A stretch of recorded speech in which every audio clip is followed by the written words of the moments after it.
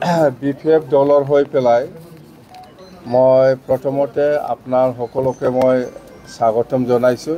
Print media হওক, electronic media হওক আৰু আমাৰ বিপিএফ দলৰ যিমান ইলেক্টেড MCLA বা আমাৰ XMLA বা XDM সকলোকে মই স্বাগতম জনাইছোঁ।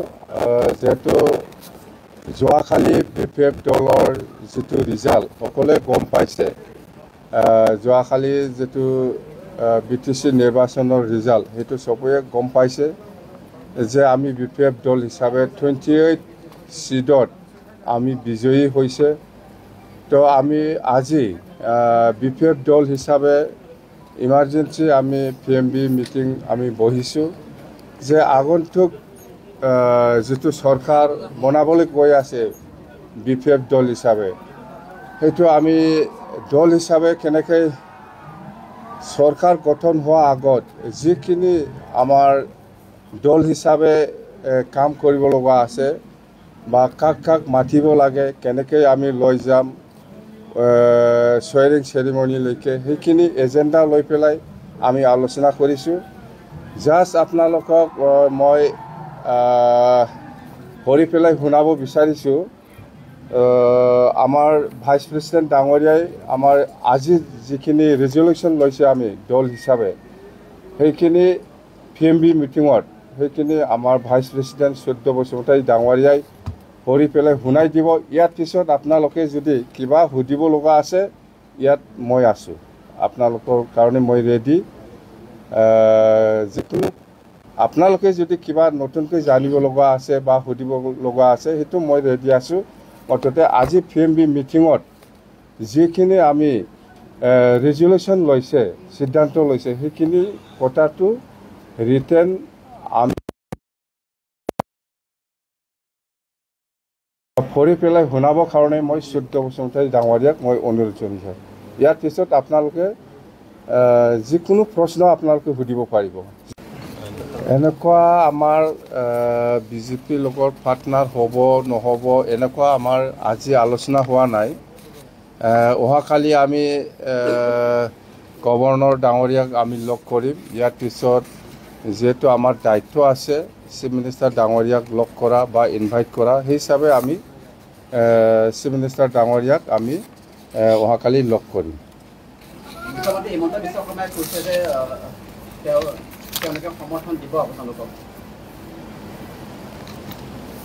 সমৰ্থন নাই, আমি চিফ মিনিষ্টাৰ ডাঙৰীয়াই যিখিনি কথা কৈছে আমি ভালেই পাইছোঁ, আমাক সমৰ্থন দিয়াটো। আৰু আমিও এইটোৱেই বিচাৰিছোঁ সকলো পলিটিকেল পাৰ্টিয়ে যাতে আমাক চৰকাৰ হোৱা ক্ষেত্ৰত বা চৰকাৰ চলোৱা ক্ষেত্ৰত আমাক যাতে সহায় কৰে। সকলো দল সংগঠন বা সকলো পলিটিকেল পাৰ্টিৰ আমাৰ সহায় লাগে BTC চলোৱা ক্ষেত্ৰত। আমি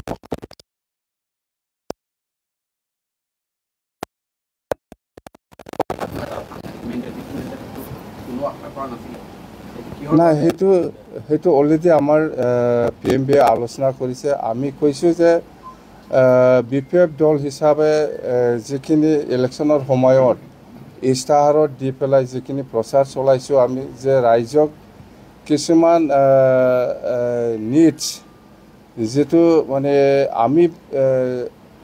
আমি ভাবি আছোঁ যে BTC বাকী ৰাইজৰ কিহৰ অভাৱ হৈ আছে সেইটো আমি বুজি পাওঁ। দল হিচাপে আমি সেইটো গেৰেণ্টি হিচাপে আমি কাম কৰি আহিছোঁ আৰু প্ৰতিশ্ৰুতি দিছোঁ যে ৰাইজে আমাৰ বিপিএফ দলে যিখিনি প্ৰতিশ্ৰুতি দি পেলাই আমি প্ৰচাৰ চলাইছে, ইয়াৰ ওপৰত সকলো শ্ৰেণীৰ সকলো ৰাইজে সকলো জাতি জনগোষ্ঠীয়ে ছেটিছফাইড নিশ্চয় হৈছে। যাৰ কাৰণে বিপিএফক আজি সকলো শ্ৰেণীৰ সকলো জাতি জনগোষ্ঠীৰ দল সংগঠনে হওক বা সকলো শ্ৰেণীৰ ৰাইজে হওক বা গোটেই BTCবাসী ৰাইজে আমাক সমৰ্থন দিছে, যাৰ কাৰণে আমি আজি এইখিনি চিটটো পাবলৈ সক্ষম হৈছে।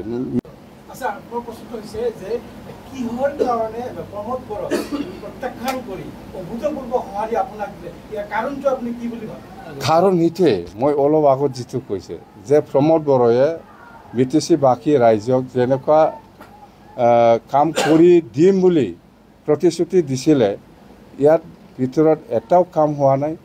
এটাও কাম কৰিব পৰা নাই আৰু আমি কৈছোঁ যে আমি চৰকাৰ অহাৰ পিছত BTC বাকী ৰাইজৰ কাৰণে আমি কি কাম কৰিম সেইটো ইয়াৰ ওপৰত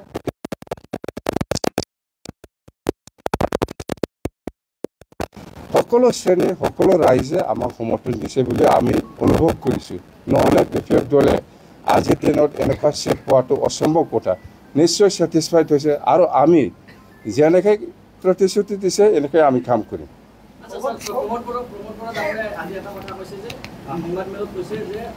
যদি আপোনালোকে বিচাৰে তেতিয়াহ'লে তেখেতসকলে আপোনালোকৰ চৰকাৰৰ সমৰ্থন দিব নাই এইটো কথা আমি আলোচনা কৰিম যদি কোনোবা UPPL বা কোনোবা কংগ্ৰেছ বা কোনোবা BJP বা কোনোবা ৰাইজৰ দল বা কোনোবাই যদি আমাক চৰকাৰ চলোৱাৰ ক্ষেত্ৰত যদি সমৰ্থন জনায় আমি কাকো ডিনাই কৰাৰ কোনো প্ৰশ্ন নাহে স্পষ্ট কথা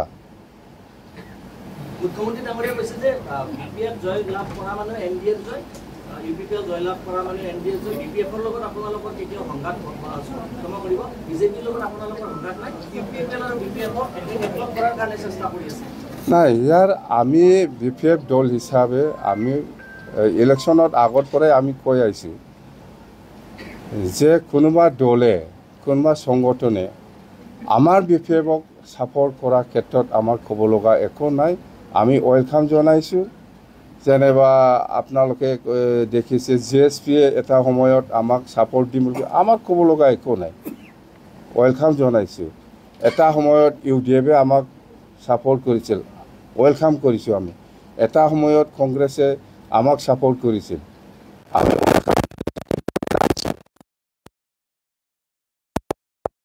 কোনোবা দলে যদি বা কোনোবা সংগঠনে যদি আমাক সহায় কৰিবলৈ আগবাঢ়ি আহিছে আমাক ৰিজেক্ট কৰাৰ কোনো প্ৰশ্নই নাহে আজিৰ দিনত যেনেবা UPPলে সেই কথাটো কৈছে ওয়েলকাম সহযোগ কৰক আমাৰ ক'ব লগা কি আছে ভালেই হ'ব হয় না নহয় কথাটো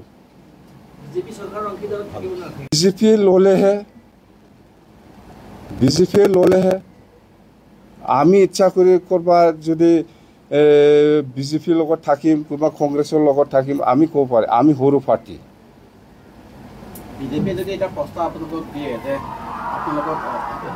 না আমি আলোচনা কৰিম যদি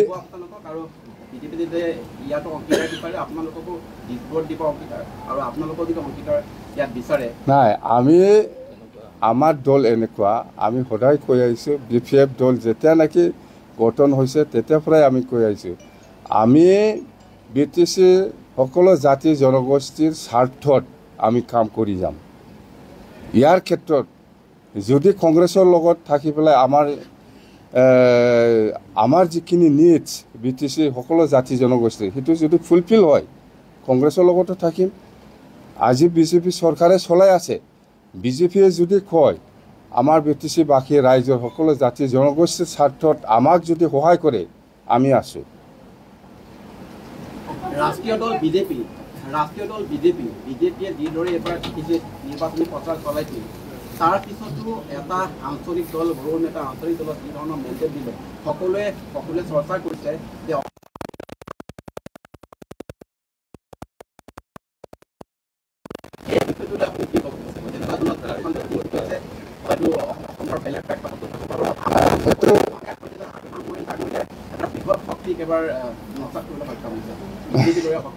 এইটো ৰাইজে মেণ্ডেট দিছে ৰাইজে বুজি পাব আমি কি ক'ম মুঠতে আমি ৰাইজে আমাক যেনেকৈ সন্মান দি পেলাই সহায় কৰিছে আমিও ৰাইজক সন্মান দি পেলাই সহায় কৰিবৰ কাৰণে আমি ৰেডি বাছ কথা সেইটোৱে এইটো পাব্লিক অপিনিয়ন এইটো ৰাইজৰ অপিনিয়ন ওপৰত নিৰ্ভৰ কৰিব কোন লিডাৰ কোন সৰু কোন ডাঙৰ কোন সৰু এইটো মই নিজে কৈ পেলাই বা BPF দলে নিজে ক্লেইম কৰি পেলাই একো লাভ নাই ৰাইজৰ অপিনিয়ন ওপৰত নিৰ্ভৰ কৰিব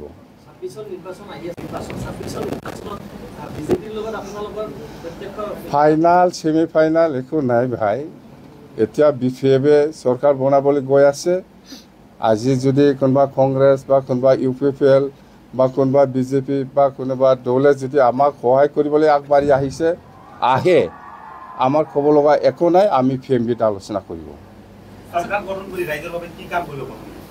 আপুনিতো দেখি আছে মুঠতে আমাৰ বিপেফ দলৰ যিটো ইলেকশ্যনৰ সময়ত যিটো প্ৰচাৰ কৰি আহিছোঁ সেইটোৱেই 1 নম্বৰ মাটিৰ পাট্টা। উচ্ছেদৰ কথা কেনেকৈ আহিব? এই মাটিৰ পাট্টা দিয়াৰ পিছত আৰু কিবা উচ্ছেদৰ কথা আহে নেকি? 3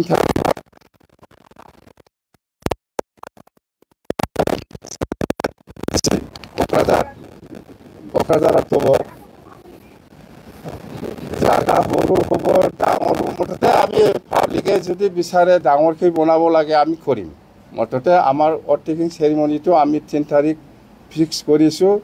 অহাকালি গভৰ্ণৰৰ ওচৰত আমি যাম, যদি গভৰ্ণৰে হ'ব বুলি কয় সেইটোৱে ফিক্স থাকিব। যদি বাই চান্স গভৰ্ণৰ ডাঙৰীয়াই নোৱাৰিবও পাৰে না, নাই 3 তাৰিখত নোৱাৰে অমুক তাৰিখত হ'ব, তেতিয়াই হ'ব, আমিতো ৰেডি। মুঠতে আমাৰ ফালৰ পৰা 3 তাৰিখটো আমি ফিক্স কৰিছোঁ। এতিয়া গভৰ্ণৰ ডাঙৰীয়া বা চিফ মিনিষ্টাৰ ডাঙৰীয়াৰ ওপৰত নিৰ্ভৰ কৰিব।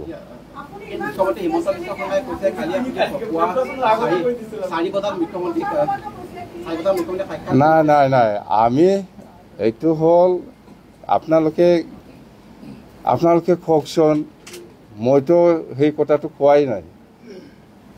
নিৰ্বাচনৰ ৰাইজক প্ৰতিশ্ৰুতি দিয়াটো মই এনে নিদিয়ে। হয়, মই কৈছোঁ 3 তাৰিখ অক্টোবৰত আমাৰ কি বুলি কয় অৰ্থেকিং চেৰিমনিটো হ'ব, এইটো কৈছোঁ মই। এনে চাই পেলাই যিহেতু আমি এবছলুট মেজৰিটি যিহেতু পাবলৈ গৈ আছে, আমাৰ এটা বিশ্বাস আহিছে মোৰ ওপৰত। মই ৰাইজক চাই পেলাই ৰাইজে যেনেকৈ সঁহাৰি দি আছে সেইটো বিশ্বাস ৰাখি পেলাই মই কৈছোঁ হয় 3 তাৰিখ অক্টোবৰত এনেকুৱা অৰ্থেকিং চেৰিমনি হ'ব।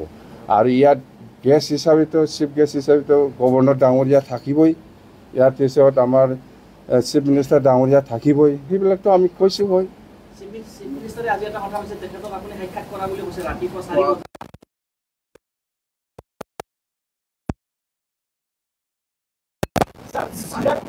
ৰাতিপুৱা 4টা বজাত নুঠোৱে মই। মিছা কৈছে না সঁচা কৈছে, চিএম ডাঙৰীয়াৰ লগত যেতিয়া কথা পাতিম, যেতিয়া লগ পাব তেতিয়াই ক'ব পাৰিম মই।